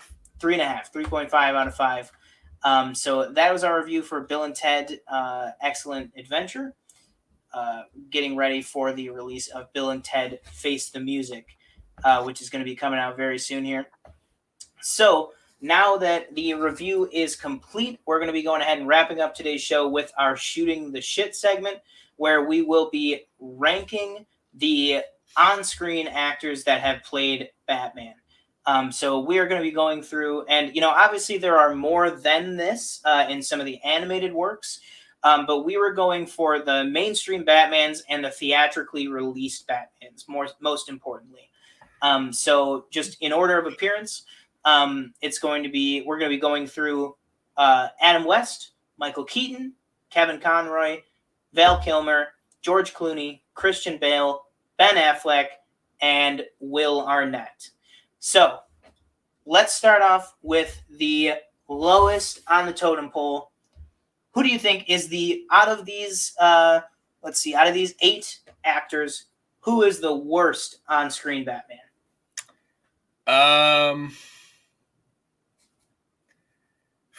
This is tough. I'm leaning towards I don't want to put Will Arnett at the bottom, but it's just he's just okay, he's just doing a voice. No, I can't. I would say it's between. I know for me. Granted, I haven't seen Adam West his movies, Batman or anything, or the show, but I know that he brought the character to life in everything. But my bottom, my 3 for the bottom would be either Keaton, Kilmer, or Clooney. For me, Keaton, Kilmer, or Clooney? Oh, I don't know. Yeah, I don't know which one. Whoa. I didn't say Keaton. You said Keaton. Yeah, I said. I don't know which one it would be. That's wow. That is crazy. All right, we're gonna fight on that one. Oh my God, Keaton even in contention for the last one. Okay, you got to give me. Okay, who would you put at the bottom then? I feel like it's hard. At the bottom, I would put Adam West at the bottom, because for me, the way that I'm interpreting this, I am going for embodiment of the character. Okay. So to me, like you said, in another version of this list, absolutely, I would say, Will Arnett. Okay, he's been in 3 movies as the character, but he just really does the voice. Yeah. But to me, I think Will Arnett, in my personal list, I mean, I don't know, because we're going to be making this list between the two of us. I don't know where he's going to end up. But for me, I think Will Arnett is on the higher end of the actors that embody the character of Batman. That really nail what it is to be Batman and understand it. You know what I mean? Okay. So for me, and no fault of his own, I just think that Adam West, to me, would be at the bottom. Because, I mean, somebody's got to be at the bottom, unfortunately. Yeah. And somebody's got to be at the top. It's not saying that he's bad. Obviously. Yeah. I guess that's kind of where I'm like, I know he's not, I've never seen it, but I know he's not bad because I know he brought the character to life originally on TV and in movies in 1960 something. And so we're just gonna, kind of go through this list. Yeah. And we're gonna make a preliminary one. Then we're gonna read off what we have and make any changes. Then we'll do our final list. Okay. So forgive the typing also, because I'm going to be typing this up as we're talking about it. If there's any changes. So then let's say, after Adam West, who would you say you think maybe comes next? Not gonna lie, totally forgot Affleck was on the list. Yeah. He might be closer to the bottom then. I don't know. This is crazy. This is tough. All right. Well, I'm just going to say my next pick would definitely be for embodying the character. Yeah. I would say my next pick for number 7, so second from the bottom, would be George Clooney. I think George Clooney. Okay. What can you remind me what movie was? Which one was Batman and Robin. Oh, okay. Yeah. The thing with those movies is Batman and Robin, and which is the other one that just Batman Forever, right? Was those those are so campy that I just especially Batman and Robin.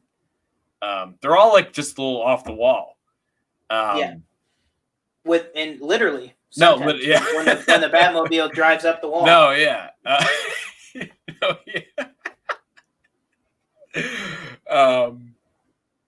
Because Keaton is just Batman. And a Kilmer is what is that called? The one with Penguin? Batman Forever. The one with Penguin? No. That's Batman Returns. That's my. That's one. Yeah. So like thinking of yeah, I still for me though Ben Affleck still like lower. Like I don't know. I didn't like his Batman. Well, let's do this. Let's do. All right, so we're kind of doing this live. Yeah. So bear with us here, but let's do this. Let's make 2 different lists. Okay. Let's have you do one, and I'll do another one. Then we'll combine them at the end. Might be a little similar to another show out there that we listen to, but we're not trying to infringe on anybody's podcast prerogative. It's just there's really no other way to do it, unfortunately. But what's it called? All right. So you would still put Adam West at the bottom? Yeah, I would agree with Adam West. Okay, so then you're saying Affleck next for worst? Yeah. Okay, this is gonna be crazy. All right, yeah, this is good, and then we'll just do one apiece basically. Okay. So my number 7, I would definitely put Clooney. Okay. All right. So who would your number 6 be? Who would your second from the last? Well, be? thinking about the 3, then I'd probably put Clooney above that. Okay. This is dangerous. Even for the internet, this is dangerous. All right, so then 6, I gotta go Val Kilmer. I think he's good, but I think there's a definitive top 5 out of these guys here.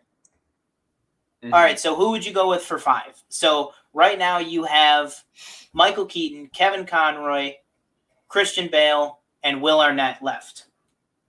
And Val Kilmer. Oh, yes, and you still have Val Kilmer. Yep. Thinking Val Kilmer's Batman Returns. I probably have to go. No, yeah, I'd probably have to go with Val Kilmer. Val Kilmer next? Yeah. Now, to me, this is where it starts to get difficult. To me, I think the bottom 3 are easy. Now, I think these last 5 are where it really starts to get difficult. Okay. I think I would put, if we're talking embodiment of Batman, as much as I like this actor as Batman, and I do like the movies that he's, I like some of the movies that he's in, some parts of them. As much as I like him as Bruce Wayne and as Batman, I think I'm going to have to go Ben Affleck at 5. Okay.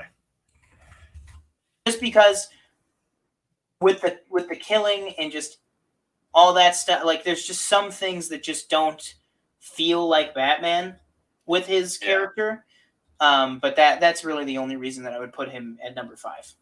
All right, so who would you go with? Now I have Keaton, Conroy, Bale, and Will Arnett. I'd probably put Will Arnett at 4. Okay.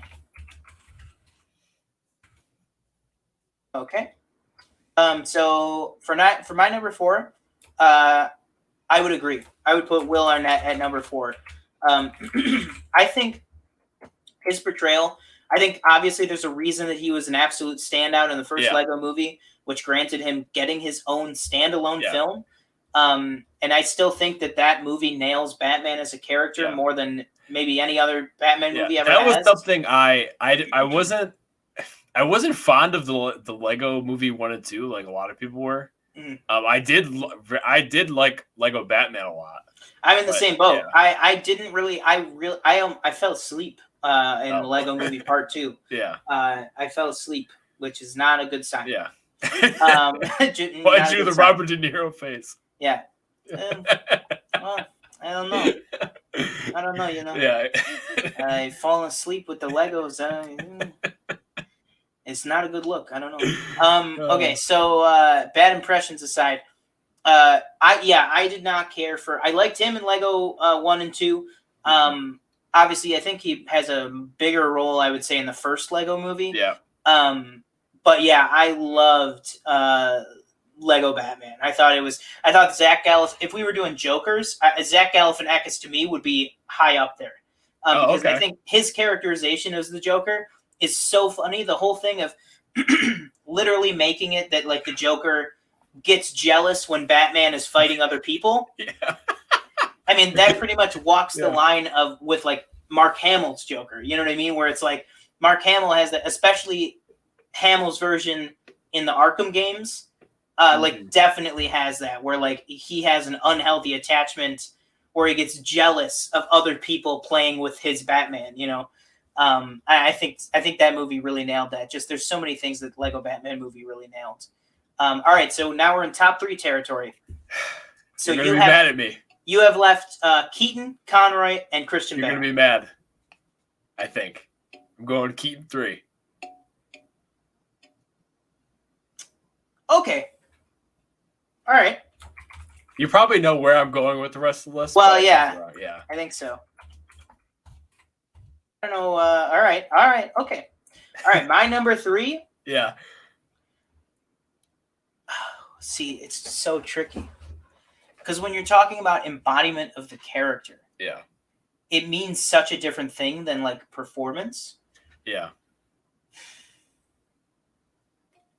I'm going to go in my number 3. I'm going to go Michael Keaton.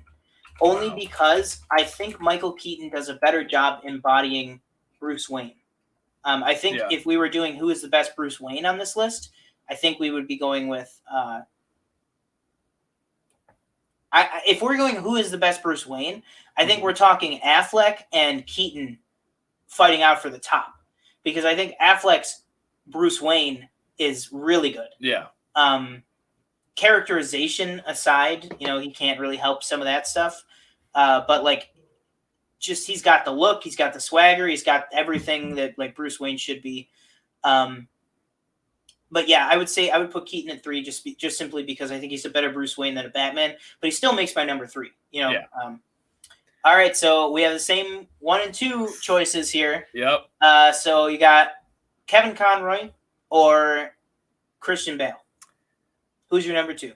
Conroy is number 2. Kevin Conroy at number 2. All right, so that locks in Christian Bale as TJ's number 1 What was that? Batman. Huh? Oh, Hey, no, nothing. All right, so my number 2 I would put as Christian Bale. Wow. Would be my number 2 for Batman. I would say that my number 1 then obviously is Kevin Conroy. Yeah, and I think they're, in my opinion, they're interchangeable. Like the only problem I have with, like even though he's my number 1, Christian Bale, the only problem I have with his Batman is the voice. Yeah. Like, I can't even do it. But I like Kevin Conroy. I think where are the drugs going? Exactly. Rip headphone listeners. Kevin Conroy's voice, I think, is perfect. Kevin Conroy's voice as Batman, should be dubbed over any actor that plays Batman ever in the future. Yes. There's a reason that he's the most. He has the most appearances as Batman and has been playing him the most amount of time. Well, if Keaton comes back, but we should say the most consistently over time. Because you're talking Kevin Conroy has been playing him since the early 90s. Yeah, consistently, still playing him. He could be. There's rumors of a 4th or 5th. It would be Arkham game. 4th with him and Hamill and stuff. There's rumors of a 4th Arkham game that he could be recording right now as we speak. You know what I mean? Like he could be playing the character now. I know. Right. But yeah, I think in terms of embodiment of Batman, when I think who is Batman, and there was even that whole, when Arkham Knight came out, the whole trailer thing, the whole build-up was all these different voice actors saying, like, reading the line of, like, I'm Batman, like that whole thing. And then it ends with Kevin Conroy finally saying, like, everyone else aside, I'm Batman. Like, and it's just his voice is like, yes. I had the privilege this past Niagara Falls Comic-Con of meeting him. I was able to actually, I got my picture with him, and I was able to actually go up to his autograph booth and like have a conversation with him. And he is a super, super nice guy, and he will flip that Batman voice on a dime. Oh, really? Like it is crazy. It's Yeah. like it's scary to witness. Like the fact because he sounds so nice and everything like No, normally, yeah. and it's just really like one octave lower than his speaking voice. But I mean, it's just so it's like it's got the intimidation. It's got the gristle. I think it's got like grit too. Yeah, Like, and it like, doesn't, and it's not. He's not like gargling gravel like Bales. You know what I mean? Like Bales. No, I know go, that. Like, where is you? Like, you know what I mean? Yeah. Where's Rachel? Yeah, exactly. Like, where are the drugs going? Like Kevin Conroy just sounds like, where's Rachel? Yeah. Where are the drugs going? You know what I mean? Like that is one thing I do like it when that's one thing I do like about Ben Affleck's is I do kind of like the voice modifier thing. I love like I like auto-tune, like synthesizer type stuff like that. Like did Clooney, Kilmer or Keaton weren't they just doing like voices? Yeah, no, they were just doing a regular voice. Like like Keaton's would be like Keaton was I guess what I would say was the most voicey, because he has like the he's the kind of originator of the I'm Batman, like that voice, like because he's hanging the guy over the edge and he goes, where are you, man? And he goes, I'm Batman, and then he drops him. There we go. That's actually another thing that I just thought of. It makes even more sense now too to merge those characters into one, because I just remembered. Do you remember in Justice League they had the Batman '89 theme in Justice League? Yeah. When the Batmobile was going through the final battle, they were playing it because Danny Elfman did the same music. Yeah. So they did the like they literally pulled that same theme over, so it makes sense to make those the same character now. All right, so let's attempt to make this into one list. Okay. All right. So who would we say? All right. So we got to. I feel like Kevin Conroy should be number one, in my opinion. And I'll get that's fair. I feel like that. Yeah. Okay. So then we would put Christian Bale at number 2. And then Michael Keaton's fine. Will Arnett's fine. So all right. So what do you think? So you have Affleck low.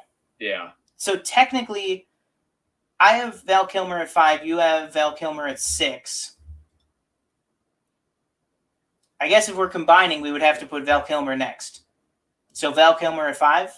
Okay. Yeah. Right. No. Yeah. That's fine. All right, and then I would go Affleck, Clooney, and then Adam West. Okay. All right. So